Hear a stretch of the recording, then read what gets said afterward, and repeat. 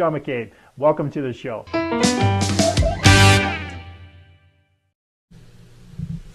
Hey guys, and welcome to the John A. McCabe Show, where it's all about accelerating your authority in your business or field of expertise by helping entrepreneurs, business owners, authors, expert speakers get seen, get heard, get noticed on any device, anywhere, anytime, with as little as 15 hours, also known as the Authority Acceleration Program.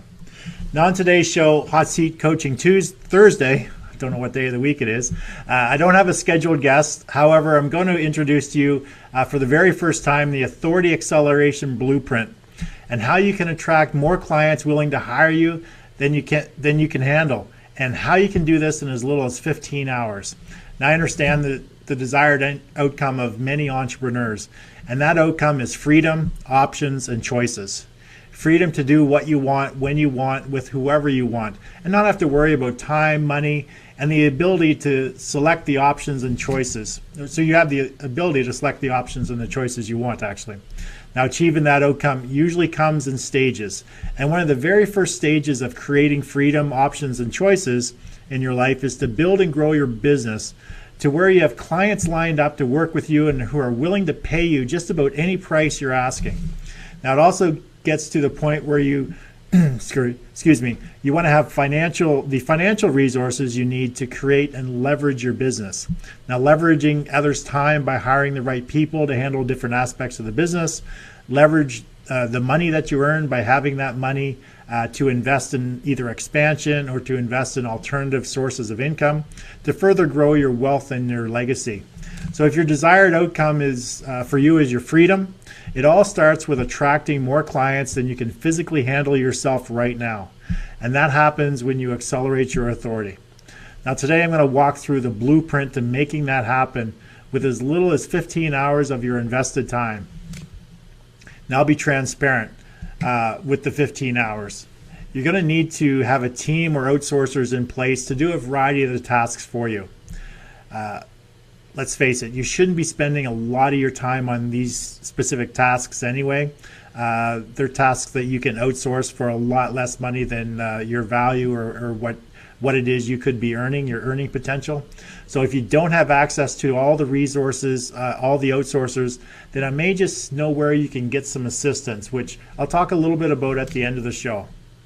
So before we get started, I just want to acknowledge anybody that's on the show, and I definitely want to get you to like, share, love this video, and we're going to get into what it takes to increase the number of clients that you're looking to that are looking to work with you, as well as pay whatever price that whatever your fee is. So we're just going to dive right in. I've got a lot of information to cover today, and hopefully I can get through it all within the 1 hour time frame. So most entrepreneurs have a desired outcome of freedom, now choices and options, which starts with attracting more clients than you can physically handle yourself right now. That's what happens when you accelerate your authority. So here's one of the 7 key components on how you can deliver on accelerating your authority in only 15 hours. Now, before we get into the aspects of the formula itself, it's very important to lay out the groundwork so that the work that you do is hyper-focused on your ideal target market and the message really resonates with them. So the first thing that we need to do is determine who your avatar is, which is really getting crystal clear on who your ideal target market is. Now, when it comes to marketing, the most effective marketing is done by the people who know their target audience or know their ideal target market extremely well, and they're able to create marketing messages and ads that speak directly to their audience, so much so that every time they do so, they're able to get a large majority of their audience to take action. So first off, one thing you want to know is who your target market is not. Now that's just as important, knowing who your target market is not, as it is to know who your target market is. So being able to eliminate as many different characteristics as possible that your ideal target market is not. For example, if you're a retailer selling women's clothes for professionals or executives, generally you can eliminate all the men from your demographic, generally you're going to eliminate people, let's say under 25 years of age or maybe over 65 years of age. You're going to eliminate people who work in a blue collar environment, a blue collar job, or maybe service workers. So a lot of those people won't be in your target audience. So it's very important for you to get crystal clear on, just as clear on who your target market is not, as it is to determine who your target market is. Now, the second thing you need to do is describe your ideal target market. Now, imagine that you're describing the person to somebody, so that if that person actually goes into a crowd of people, they're able to generally select people that would fall in your ideal target market demographic. So some of the things that you want to get clear on or understand is, how old is your ideal target market? What gender are they? There are products and services that work for both genders, but if it's gender specific, you need to be very clear on that. What type of work do they do? Are they in a service industry, or is your product or service directly focused on people, let's say in the oil service industry? So you want to get very clear of what type of work they do. Or in the previous example, when we were talking about the women's professional clothing, that's going to target people who are the ladies who are actually working in executive type jobs. You also want to get clear on where do they live. So are you targeting people right across the country, right across the continent, or right across the world? Or are you narrowing it down, being very niche and just targeting people in a very specific area in the city that you live in? Now, are these people married or single? Do they have kids or no kids? And what are their interests or hobbies or pastimes? Are they into sports? If they are, what type of sports? Are they into the arts? If so, what type of arts? Do they enjoy outdoors, hunting, camping, fishing? So understanding their interests, their hobbies, and pastime can be very helpful when you're crafting messages and you're delivering content out there, because then you can talk about these things and it's going to resonate with your audience. Now, also, you want to know if these people belong to any groups or associations, and what makes them angry or happy, or what makes them laugh. So those are some key points that you can get into to really determine who your ideal target market is and some of the demographic information about them. Now, the third thing is you're going to need to know what the values are they're looking for on a regular basis. So what do they value the most? What will resonate with their belief system or their interests? You want to understand these things so that when you create your marketing material, you incorporate these things into your message so that you can connect with them on a much deeper level. And some of the things that you could be looking at are, are they looking for things that are affordable, or are they looking for higher quality things? Do they like the general stuff, or if they want stuff that's very exclusive? Is it all about the prestige or the brand, or they're happy with just generic? Are they interested in the eco or environmental impact of things? Do they care what other people think, or their social acceptance? Is material wealth important to them? What about their health and fitness? Are they interested in fame or recognition, or are they interested in their privacy or anonymity? Another thing for privacy is confidentiality. Are they spiritual, or is it religion based? Are they a contributor? Do they give back on a regular basis? So these are some things that you really want to get clear on, and try to come up with as many values of your ideal target market as you can. The clearer picture that you have of your ideal target market, the clearer it's going to become when you're creating your marketing message, and you're going to do a better job of attracting your ideal target market. So that's the first item, is creating your avatar and getting very clear of your ideal target market. So here's one of the 7 key components on how you can deliver on accelerating your authority in only 15 hours. The second thing that you need to get crystal clear on is understanding your avatar's pains, fears, frustrations, or ambitions. Now, it's important to understand, to know what their problems, their challenges, or their desires are of your ideal target market, and how your product or service solves those challenges, problems, or their desires.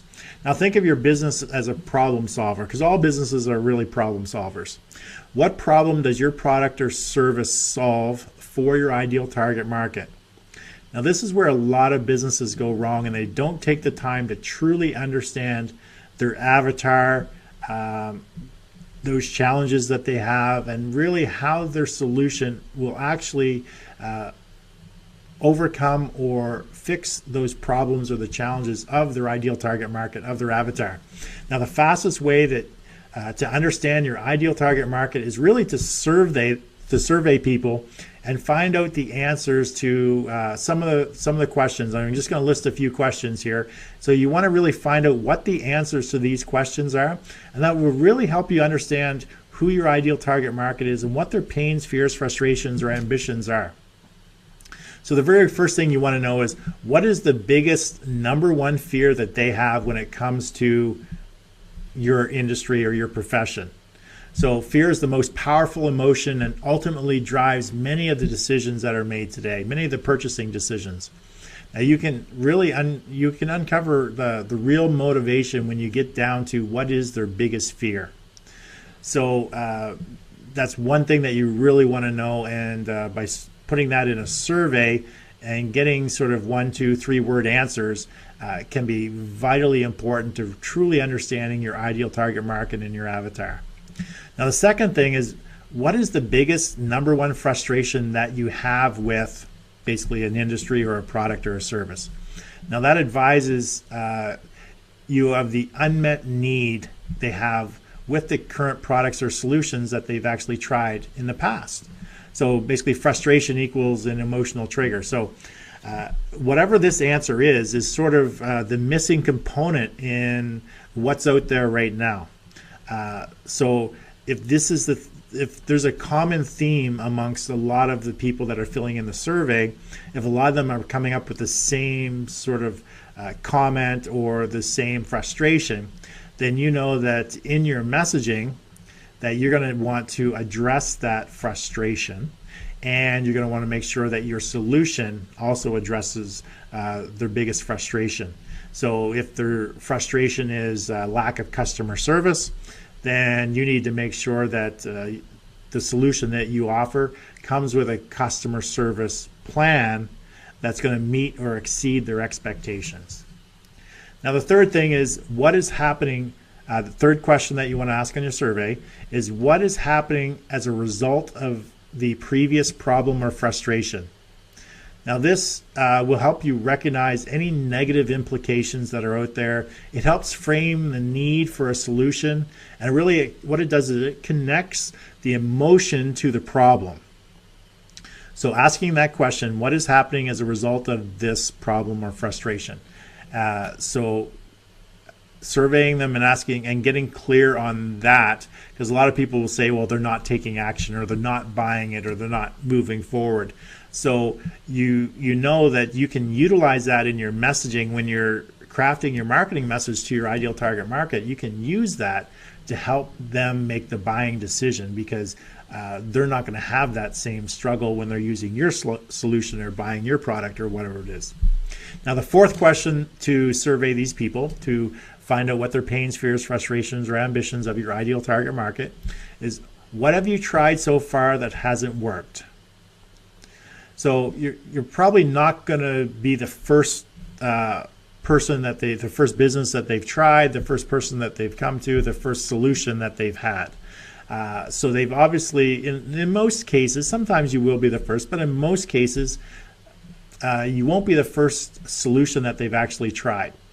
So you can use these words when you're also framing your marketing material. So you can say things like, well, if you're anything like me, blah, blah, blah. And then you can talk about the things that you have tried in the past that haven't worked for you. So if you're anything like me, I've tried product X and it did not do this, that, or that.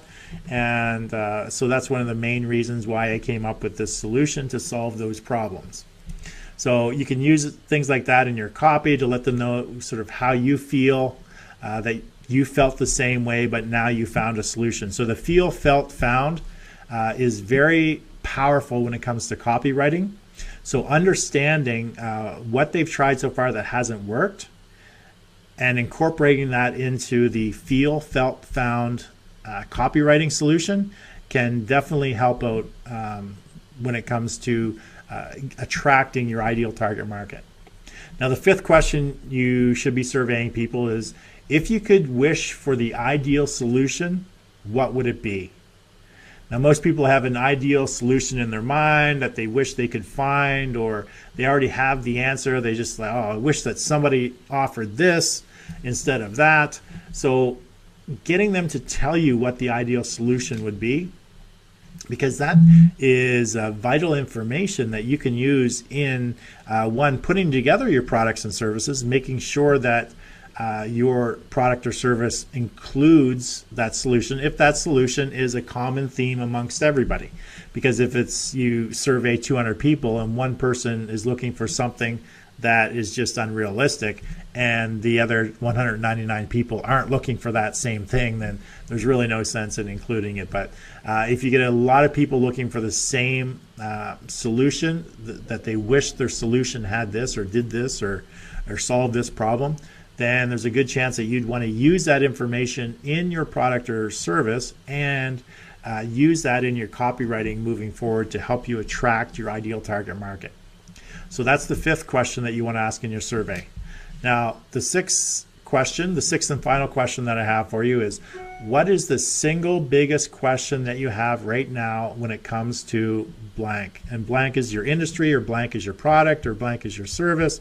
So what is the single biggest question that they have right now when it comes to that? Now, what this does, it identifies the information that they currently hold as the highest value. So it's something that they have a lot of value in. They want to know this right now. So it's sort of top of the mind. So if knowing what's in the top of their mind, if you can create messaging to something that is in the top of their mind, it's going to resonate with them. They're very quickly going to take a look at your information and then go through it. And as long as you've addressed the pains, fears, frustrations, ambitions, you have the ideal solution that they're looking for, then there's a good chance that you can move them to take action. Now, you can also use these questions to create a powerful list of questions in your marketing so that you can use this list as sort of a key part of your packaging and promoting strategy. Now, I talked about that all the way through, how to use this information with respect to your copywriting. It's some powerful stuff. So doing the surveys and getting crystal clear on the pains, fears, frustrations, or ambitions of your ideal target market is very crucial when it comes to accelerating your authority, because how you write your copy, the information, the marketing material that you create, you want it to resonate with your ideal target market. So it's very powerful when you get a clear picture of who they are and you truly understand them, so that your message is going to resonate with them. Now, another thing you can do is to research Google or Amazon search terms and phrases around your product or service to see what people are actually searching for today. Now, it's going to give you some great insight into some keyword strategies that you can use in your marketing material, on your website, in your messaging. That's really going to resonate with your audience, as there's so many of them using very specific keywords and phrases when they're actually searching for the solution to their problem in, say, Google, for example. Now, you're going to want to use a combination of both the keywords from your keyword research and the information from your survey results when you're crafting your marketing messages. Okay, so that is getting crystal clear on your avatar's pains, fears, frustrations, or ambitions. So one of the 7 key components on how you can deliver on accelerating your authority in only 15 hours is your story. Now, people do business with people they know, like, and trust. Now, creating your hook or your story is as much about your why as it is your what. Now, you want to create your own personal narrative as if you're telling a story to the one. And that one is your ideal target market, your ideal client, you actually can name them, give them a name. So it's as if you're creating your story and your narrative and talking to that one person who is your, as I mentioned, your ideal target market or your avatar. Now, one way to do that is really by being authentic, being genuine, and really just being real. Be authentic means that you're willing to really be transparent to others. You're willing to show some vulnerability. Now, it's a very powerful tool for communication. People see that you're not really perfect, that they can relate to you more. And because people really still hide their vulnerabilities. I know I do. Now, I failed at so many different things. And a lot of the stuff I don't really talk to people about, or I don't make public because, I don't like to be seen as a failure, even though I know I'm not a failure. I just failed at certain things. I only want people to see my successes. But really, people will resonate with you better when you actually talk about your failures and the things that you've actually learned from it, and then how you can transition that into helping other people. Now, in reality, I'd probably attract more people if I was a lot more transparent with my failures. I try not to hide it much any longer. In some of the previous episodes, I actually talked about a lot of the failures in my past that I've had that people actually didn't know about. Like I said, the failures don't mean that I'm a failure. It just means that I haven't found the right solution yet. I'm like that Thomas Edison, right? He tried 10,000 times before he got the light bulb, right? So I'm just, putting in my time and doing the things that I'm learning and adjusting and making changes to before I find the right method for either the delivery or the audience. So, I'm still working on my craft. I'm still doing things to overcome any failures that I've had in my past, but being transparent with it. There's one thing that I really know, that every time I don't succeed at what I'm doing, and this is the same for a lot of people, when they don't succeed at what they're doing or trying right now, they'll actually, if they learn from it and they make the adjustments to move forward, then they're going to eventually get the success that they want. For example, early in the 2000s, I started personal training and online nutritional consulting service by partnering with some trainers and my coaches at the time. I didn't do a very good job at negotiating a good deal and partnering, even though I owned 70% of the company. I had an agreement where they took 70% of the money, basically because we were using their name and a lot of their dieting ideas.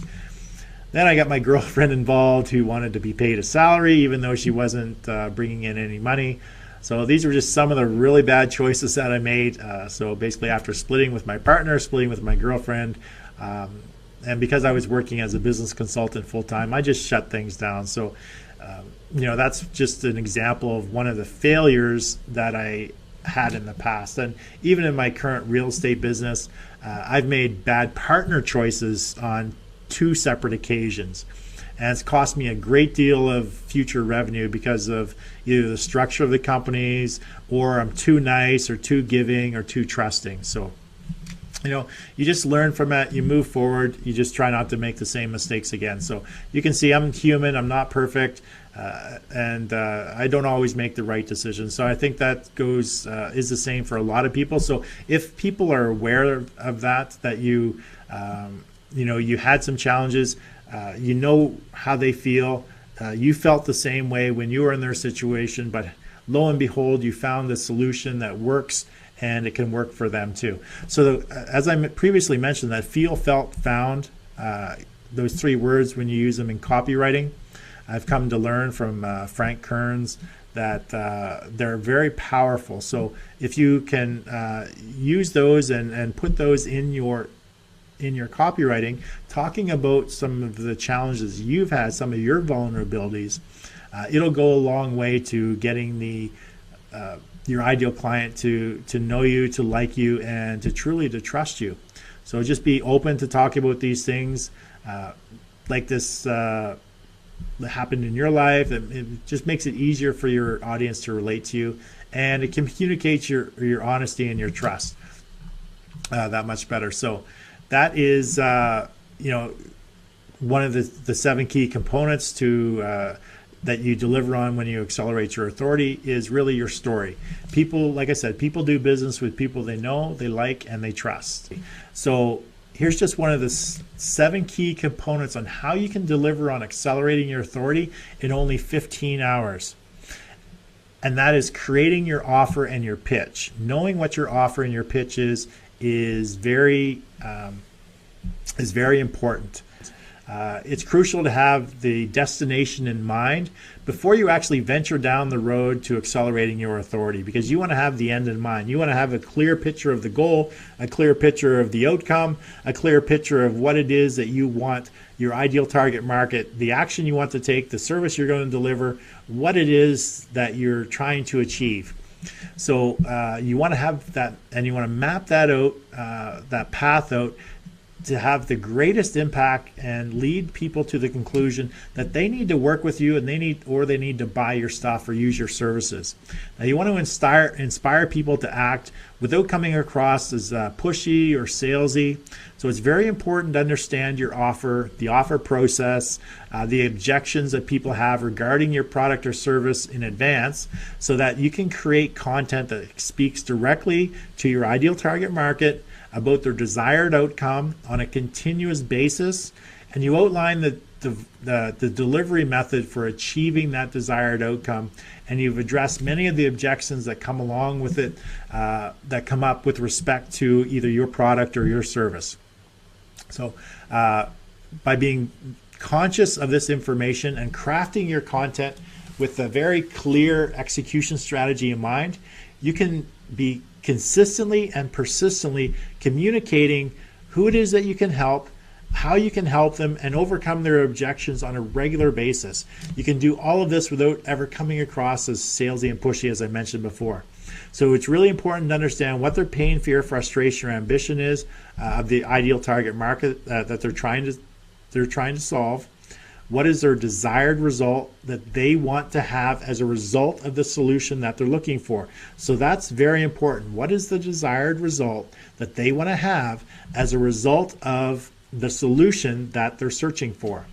Now you definitely need to understand the benefits your ideal target market is going to receive as a result of using your product or service, not the features that they get. A lot of people talk about the features.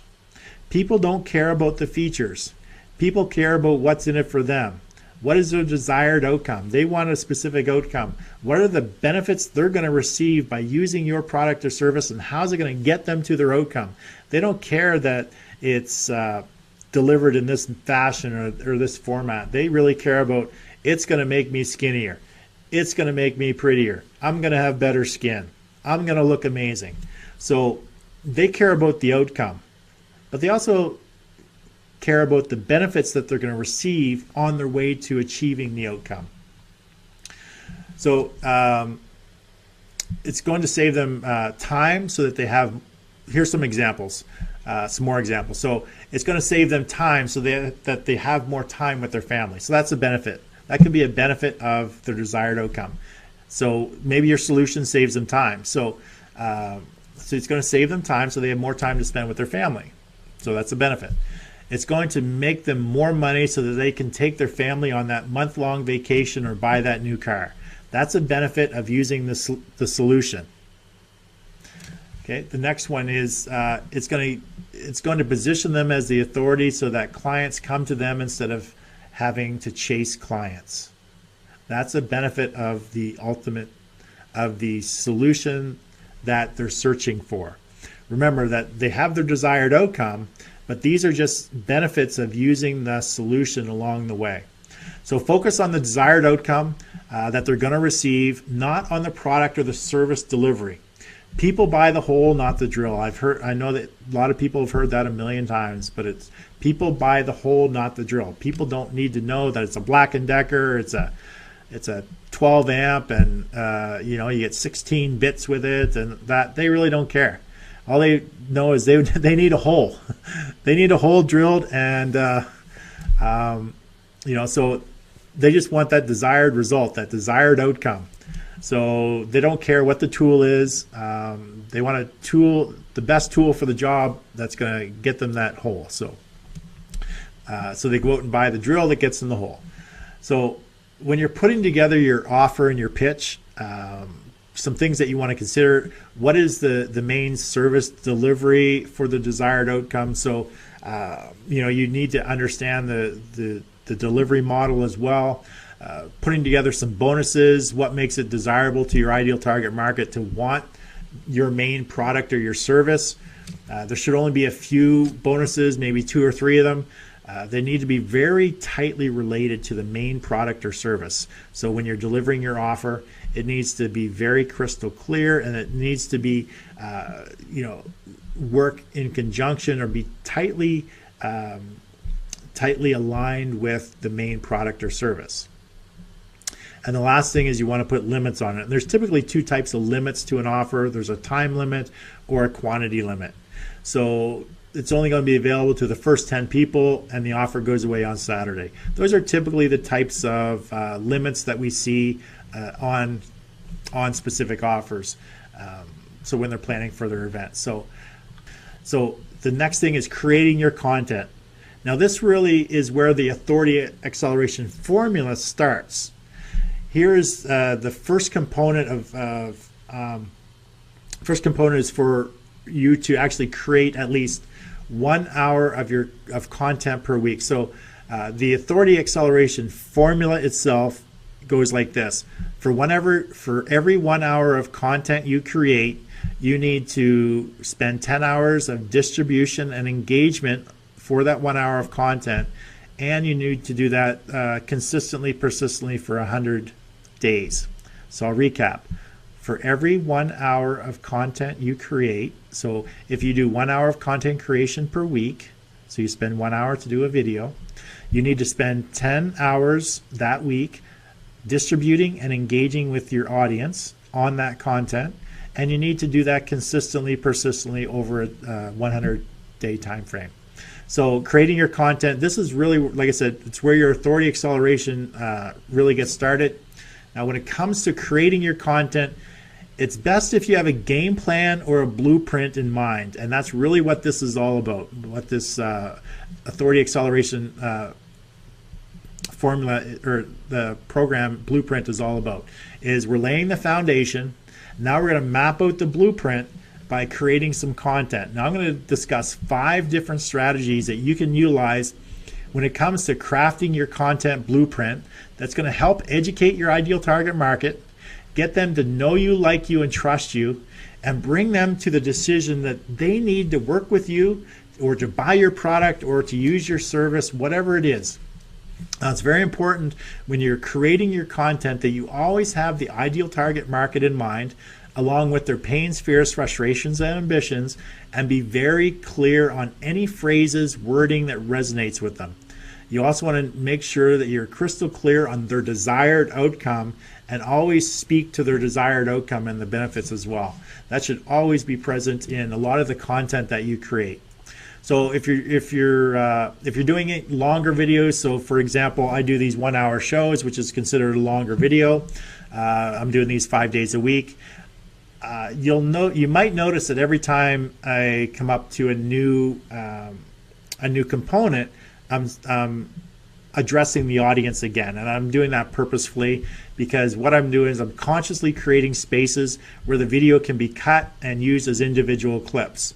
So I have 7 components, so there's going to be 7 distinctive clips where I just basically talk about one component per clip. And if you want to get the other components, you need to go here. There'll be calls to action to take people to a certain place where they can see the rest of the story, the rest of the components. So I recommend you create at least 1 hour of video content each and every week. So I know that there's 100+ objections as to about you doing video, being on video. I'm not fit enough. I don't think I'm good looking enough. I don't know what to say. I know how you feel, because when I got started, I had many of the same doubts in my mind that you have right now. But what I found is no one really cares about how I look, the quality of the video as much. They're more concerned with the message that you are actually delivering. So coming up with the content to talk about on camera is much easier than you think.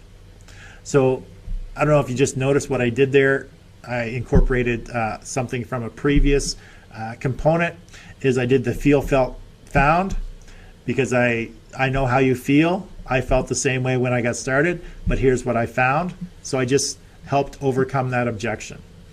So at least, like I said, creating your content, try to do 1 hour of video. It doesn't have to be 1 hour all in one segment. You can do 4 15-minute pieces, whatever works for you.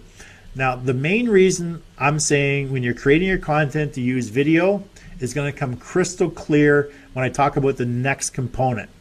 So when I talk about repurposing, the reason for the video is going to become crystal clear. So as I mentioned, there's five different methods that I'm using right now to creating content. So 5 different strategies to creating content. And those include, number 1, the 10 most frequently asked questions. Now, in your business, you'll undoubtedly get to ask the same questions over and over again. Now, I was taught this strategy, and I know a lot of my colleagues were taught this strategy by one of our marketing coaches, Mike Koenigs, many years ago. Create a series of videos that answer the 10 most frequently asked questions, as there's a good chance that the prospect that you haven't met yet may have the same questions, and they may be searching for the answers to those questions online. So being able to frame how your product or service answers those questions is key to helping them understand how you can help them. Now, the most powerful thing you can do is to incorporate stories into your answers when you're answering these questions, because people really like to hear actual real life stories or stories of transformation, people just like them. So that's one of the things that you can do, is the 10 frequently asked questions. Now, the second thing you can do is the 10 should ask questions, which we also learned from Mike Koenigs. Is very much like the frequently asked questions. These are the questions that many of your customers are not asking, but they should ask. These would be the same questions that you might ask if you were going to a competitor to evaluate their product or service, to find out if they really know what they're doing, or if their product or service offering is similar to yours, or if they maybe shortcut areas, if they're offering the same level of service. These are very specific questions. They're kind of like the insider questions to really find out if the person knows what they're doing. So you position these questions, like I said, as if it's insider knowledge, or stuff that nobody knows. Only the insiders know about this stuff, and you can really use it to differentiate yourself from the competition. So what you don't want to do is you don't want to talk about yourself or your business. You talk about what the ideal client should be asking when they're shopping around for a solution. Oh, and of course the answers to the questions just happen to be your answers should they ever ask you those questions, or they come into your shop, or whatever. Your answers are the actual answers to the questions of the things that they should be asking. So giving these should ask questions is kind of like the insider knowledge. It can be very powerful from the ideal target market's perspective when they're searching out solutions to the problem that they have, or whatever problem they're trying to overcome, and they're looking for solutions. This type of content, these types of videos can be very powerful in attracting your ideal target market to want to connect with you, to take that action, to do business with you. Now, the third thing you can do for creating content is the benefits to the ideal target market. So what are the benefits that your solution provides your ideal target market?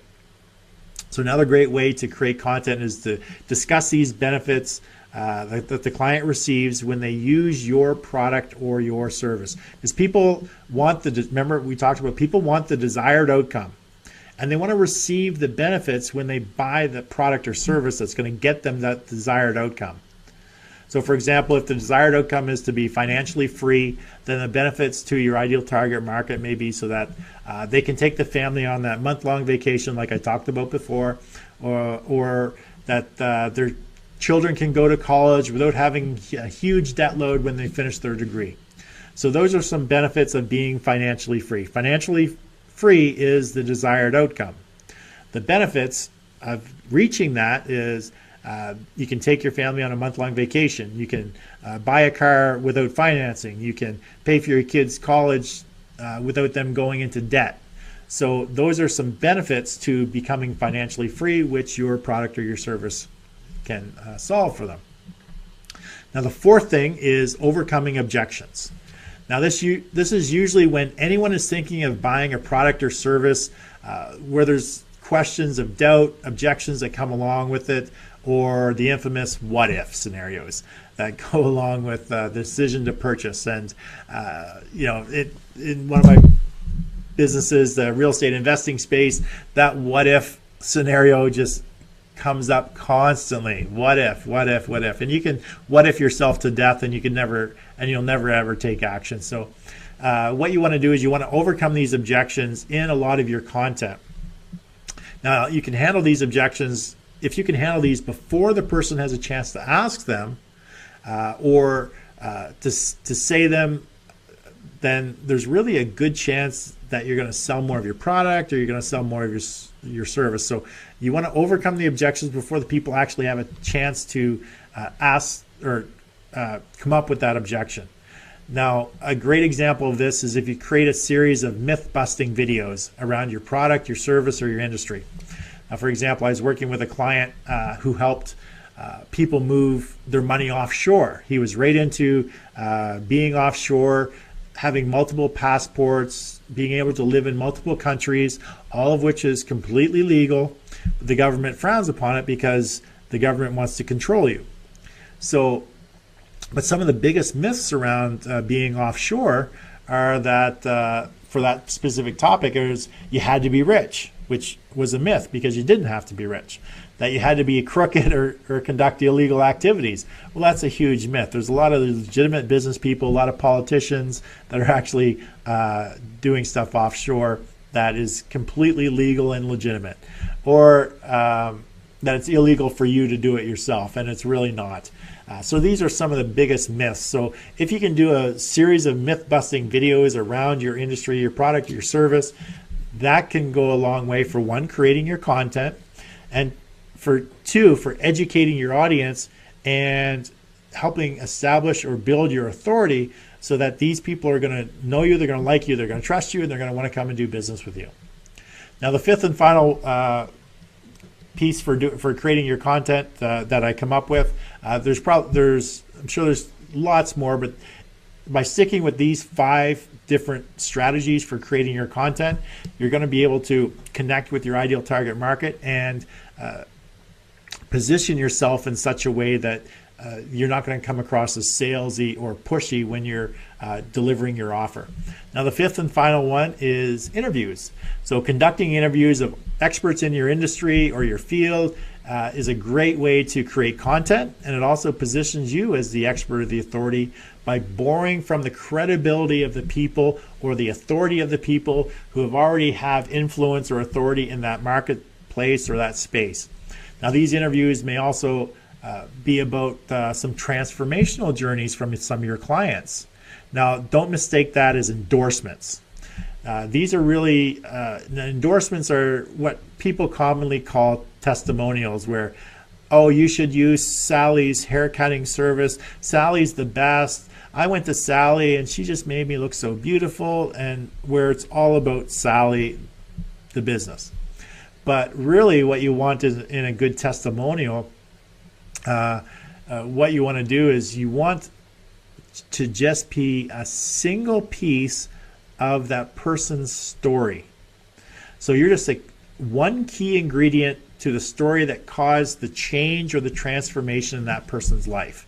So the interview or the story is about their challenges, where they were, the struggles that they've had, the struggles that they face with respect to the product, service, or the problems that they had, and then they were searching for a solution. They came across your solution, and by implementing it into their life or their business or whatever, things changed dramatically to the point where they are starting to live the life they've always dreamed. So it's basically the story, their transformation story, but you're just one piece. but you're one vital piece of that transformation story. So using those types of testimonials, those transformation stories of clients can be very impactful. One, for creating content, two, for elevating your authority, and three, for I don't know what three is. I was on a roll with 1, 2, and there's like, oh, there's got to be a third one. But so for elevating your authority, for creating content, for establishing you as the expert, and basically being a vital piece in the person's journey or the person's transformation, because a lot of your potential clients or potential avatars will see that video and it's like, I'm just like that person in the video. Now, if that person hired Winnie to help her, I'm probably thinking that if I hired Winnie, she would help me too. So you just want to be the vital piece of their journey and show how you've helped them. So from those 5 different strategies, shouldn't be hard at all to come up with 1 hour of content per week for a period of at least 15 weeks. So, but spend the time up front to map it out, what it is you want to talk about, and think about the big picture of your ideal target market's desired outcome.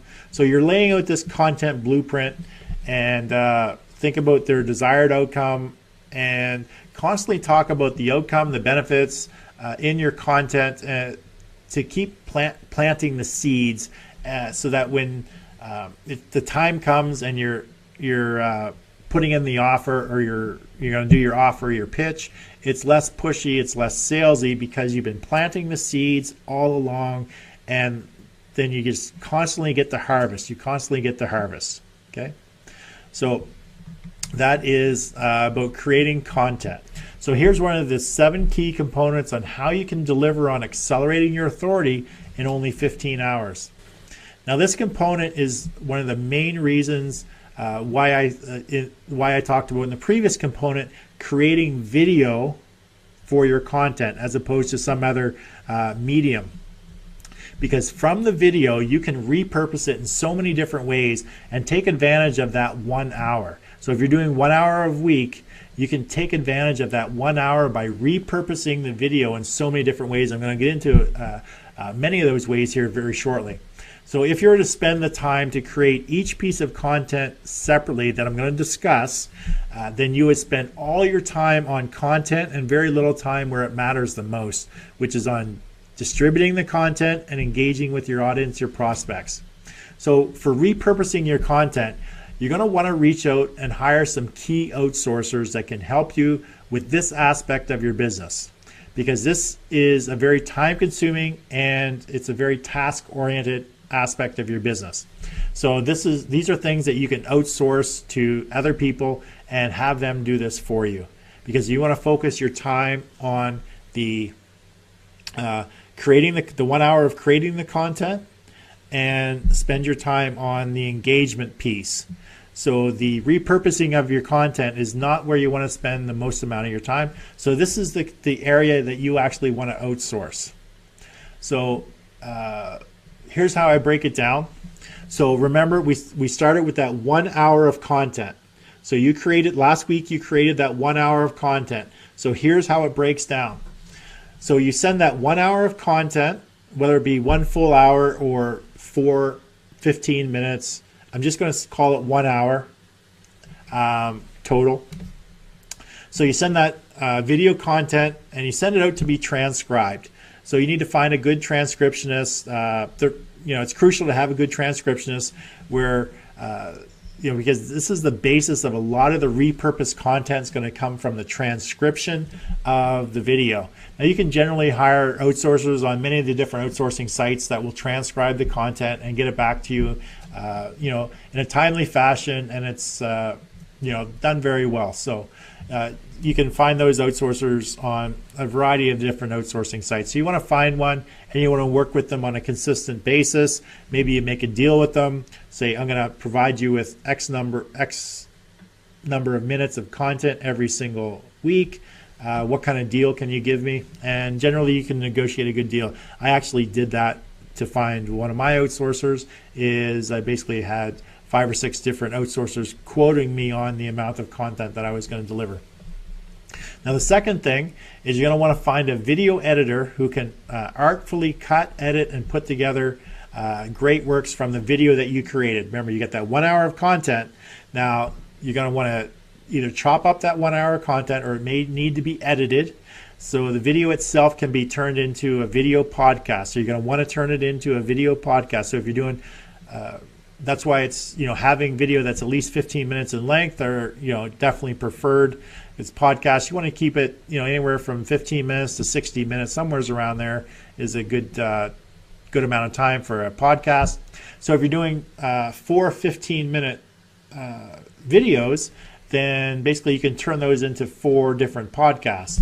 Or if you're doing one hour video like I am, I'm just going to turn that into one podcast. So it's not going to be an hour long, because we're going to edit out pieces. We're going to put it together, make it sort of fine tune it a little bit. So you're going to get your video editor to take your 1 hour video content and cut it up and turn it into a video podcast.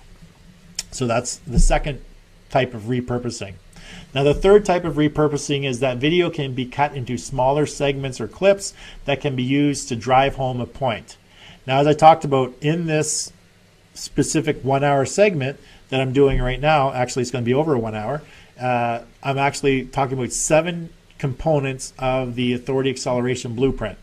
So I'm actually going to cut this up. So there's going to be 7 specific clips where I talk about each component separately. So my videographer is going to take this, he's going to chop it up.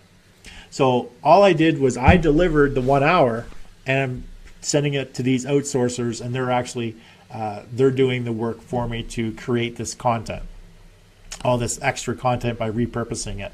So these videos are, I'll need an intro and a bumper, which I'll just have to record once to let the viewer know what I'm going to be talking about, and then what call of action I want them to take at the end.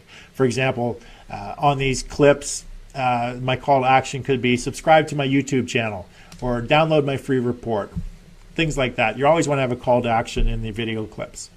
Now, remember we had the videographer in number 2, he created the video podcast from the video. So he's actually just going to strip away the audio, and he's going to turn that into an audio podcast. So that's a different medium altogether. So by pulling the audio out of the video, now he's got another medium that is being used and being distributed out there. Now, the fifth thing is this transcribed document can be turned into a blog article that has embedded calls to action within the article itself. So finding a good outsourcer who understands blog writing and copywriting for the sole purpose to bring someone to take action. Now, it's a little bit tougher to find those people than just finding a transcriptionist, but they are out there. So finding somebody that can write, take the transcription, write a blog article in a copywriting format that's going to drive the reader to take some sort of action by having embedded actions, by clicking on a segment of words where they can download things like that. So when you find that good outsourcer that can actually do that, be willing to pay them and keep them, because you don't want to let them go, because they're not that easy to find, but you can find them. It just takes a little bit of trial and error. So number 6, for every blog, video, podcast, audio podcast, video clip, etc., you want to have a series of social media messages, tweets, posts created that drive people to want to view, listen, or read what it is you're talking about. Now, this is generally going to be done by the outsourcer, again, who's doing the writing. So the person that's writing your blog will actually tie in to the blog, to the video, to the podcast,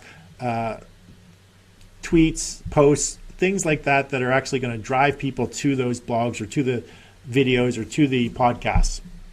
So having your writer create those is important. Number 7, you want to get yourself a good graphic design outsourcer as well, one who can create the images for your podcast, blog posts, social posts, and be used in your videos, things like that. So having an outsourcer that you can go to on a regular basis for creating your graphics is all part of the program. You also want to have number 8, you want to have a writer to create notes for the videos. Typically it's the same writer. I have the one writer that, she sort of writes the blogs, and she sort of writes all of the stuff. So you can find, if you find one good writer, you want it to your writing to be consistent. You want it to be sound like you, so you give them samples so they can write similar to how you write, so it's kind of like your voice. So having notes created for your videos and placed on your website that's optimized for keywords and speak to your ideal target market, as well as notes that accompany the videos excuse me, on YouTube. They'll do the same thing. So you want to have two different notes you want the notes to be different, so the internet doesn't think that you're just sending out the same content over and over to many sites. And ninth is you want the writer to take the content from all the transcriptions from all of the videos that you do. So if you're doing 1 hour a week for 15 weeks, and you've planned out the videos and you've planned it all out with regards to frequently asked questions, should ask questions, the benefits, all the things that I talked about in one of the previous components, then what you can do is you can put together the transcriptions from a lot of those videos and actually piece together a book. So your writer that you have, your outsourced writer, can take the transcriptions and then they can put it together in a book format. And then that book, you send it, they'll send it to an editor to get it sort of massaged and fixed up in grammar, punctuation, and really turn it into a really great book. And it's a book that will actually lead your ideal target market or your prospect to the conclusion they need to work with you, because you've actually planned out all of your content in that manner. So, and then you just, it's all set to go, and you send it up to Amazon and you publish your book. So that's the 9 different ways of repurposing your content. So you can see there's a lot of work that goes into repurposing that one video that you filmed. So you spent that 1 hour to create that video. So you're going to want to have some outsourcers lined up in place so that all you do is that 1 hour of video, and then the outsourcers take that and then they do all this other stuff. They do all these tasks, freeing you up for engaging with your ideal target market or prospecting or talking about the content that's being distributed out there in the various different platforms, which we're going to talk about. So having a system in place so that all you need to do is to create that 1 hour of video a week, so the rest of the things are all looked after, is very key to not only your success but your sanity as well. So here's one of the 7 key components on how you can deliver on accelerating your authority in only 15 hours. And in this one, we're talking and getting into the distribution and the engagement of your content. So another major piece of the authority acceleration formula is the distribution and engagement. Now, if you recall from the formula, for every 1 hour of content creation that you do, you need to spend 10 hours distributing that content and engaging with the people who are your ideal target market. Now, we'll get to a point where following up, thanking, and engaging with every single person who engages with your stuff is really not going to be possible if you start to build your followers, people on Twitter, Facebook, Instagram, all your social followings. If you start to get too many followers, well, I don't think there's a thing as too many, but if you get to the point where you just can't handle all the follow-up or engaging for all the thanks of friending you or whatever, then what you need to do is focus on the biggest influencers, the most visible, and people with the most authority first. So focus on them first.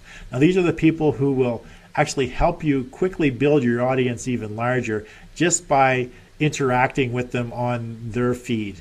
So just through association and communication, they're going to actually help you build your audience even bigger. Now, the main reason for the repurpose of your content is so that you can hit a variety of different mediums and reach a greater audience. Now, it also enables you to be on a variety of different platforms and drive traffic from one platform to another platform. And that's called cross-channel marketing. That's a phrase that my coach Mike Koenigs really utilized several years ago with his marketing system. Today, people consume content in a lot of different ways, and they're spending time on different platforms.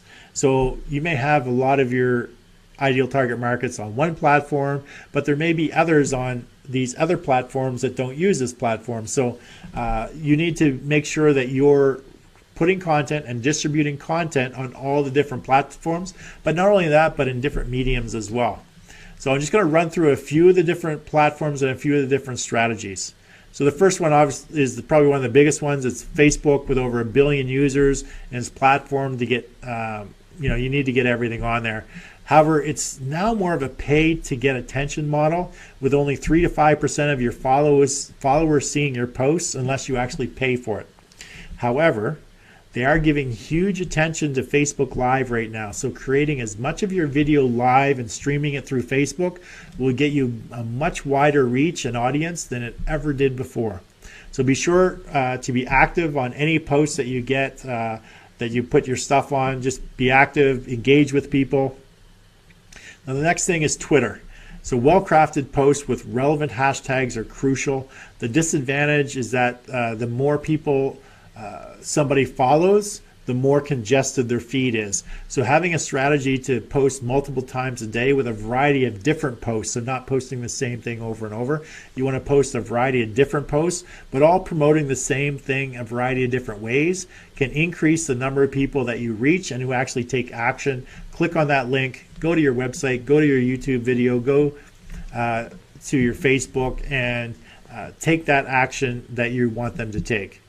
So be sure to thank the people that either follow you or retweet or engage with your stuff. Seek out and follow people that have similar interests and engage with their stuff, especially if they're high influencers. They'll probably return the favor and follow you and engage with you as well. Now the next one is Instagram. Getting well-crafted images for your content is crucial for this platform. So having that graphic designer create some great images is very important when it comes to Instagram. So you need to have eye-catching images as well as short videos that really get people's attention. So be sure to search relevant hashtags for great posts that you can like and comment on, and create some dialogue and engagement as well. Ask questions, have calls, and even have calls to action in your posts. Now the next one is Pinterest. These are also need some great images.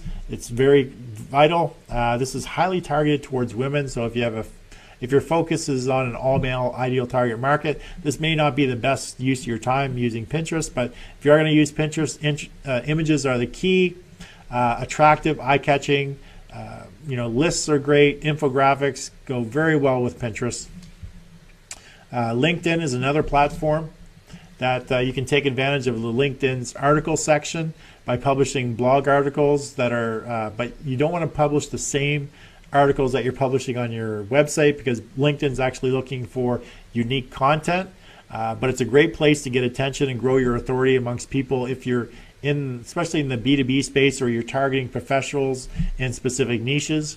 Now you want to join some groups in there. You want to engage in these groups and post your content that you can also build your authority in and help expand your reach, and try to drive people from those groups to either your YouTube or your website or Facebook or whatever, wherever your content takes them. Now the next one is YouTube. Since Google owns YouTube and you're creating videos and repurposing, this is where you want to keep them.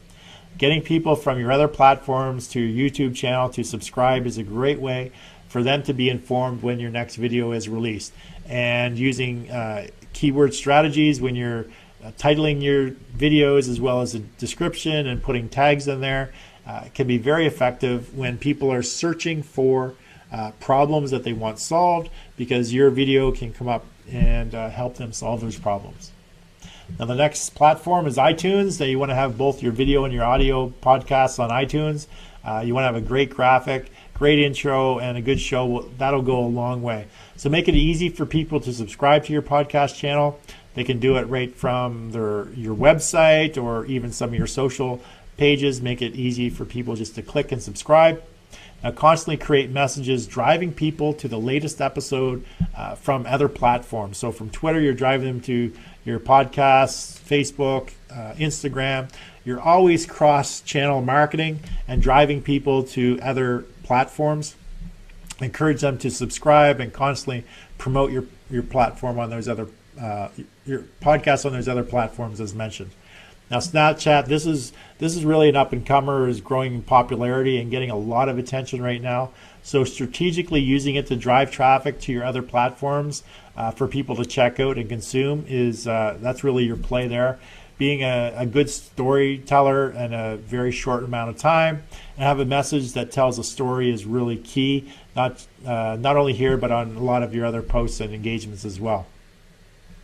You have very little time to get someone's attention on these platforms, so capture it, hold their attention. Those are the keys to your success there. Now, there are other platforms, but those are the ones. Those are the major ones that I'm just going to cover right now. Technology is ever changing. You need to be flexible to adapt, change, or maneuver with the times. Okay, so that covers the 7 key components that make up the Authority Acceleration Blueprint, and also the Authority Acceleration formula more in depth. Okay, as mentioned at the beginning of this episode, I understand the desired outcome for many entrepreneurs, because I'm an entrepreneur, and that outcome is freedom, options, and having choices. Freedom to do what you want, when you want, with whoever you want, and not have to worry about time or money, and the ability to select the options or the choices that you want. That's what a lot of entrepreneurs are really their desired outcome. That's what they want from being an entrepreneur.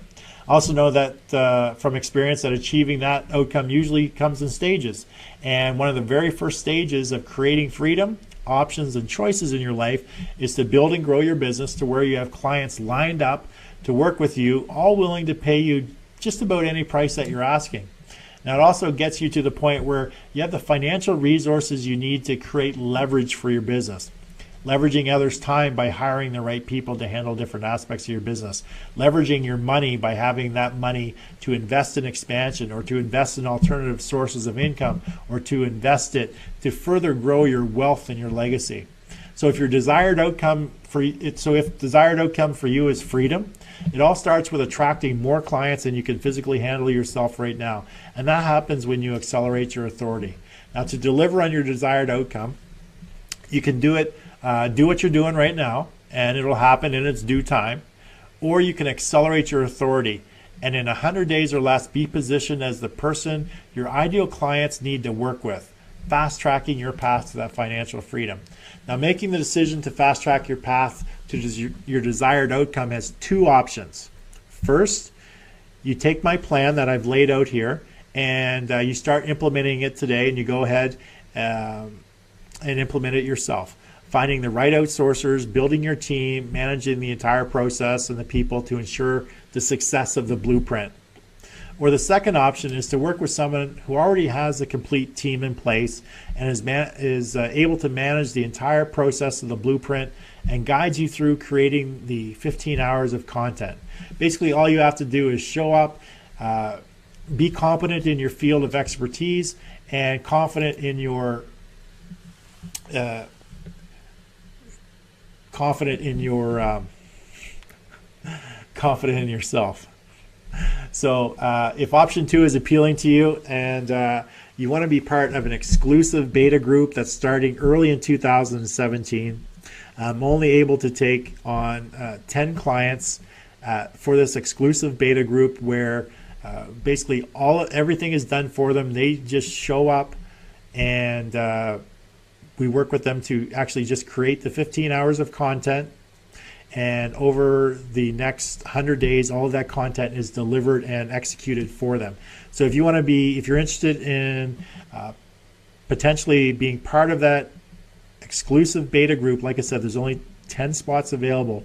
Then it's by application only. So you need to connect with me through my website, johnamccabe.com, or you need to leave a comment on this Facebook, or private message me through Facebook if you're interested in being a part of the exclusive beta group, where we're going to execute your authority acceleration for you.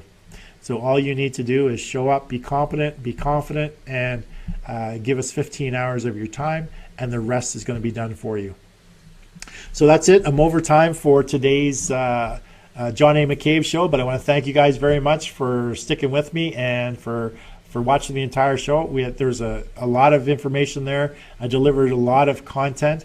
So go back, watch this, go through it, get the information, the seven key components for your own blueprint. And if you're interested, if you want to be one of the 10 people that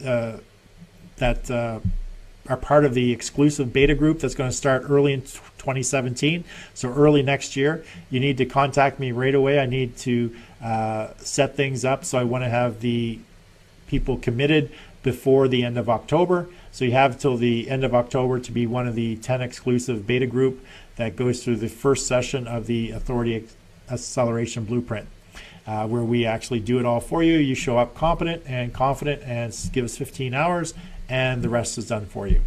So for that, I'm going to leave you today, and be sure to join me tomorrow at 1 p.m. Mountain Standard Time for another edition of John A. McCabe, the John A. McCabe Show. So hope to see you tomorrow, and have yourself a great day, and I look forward to that.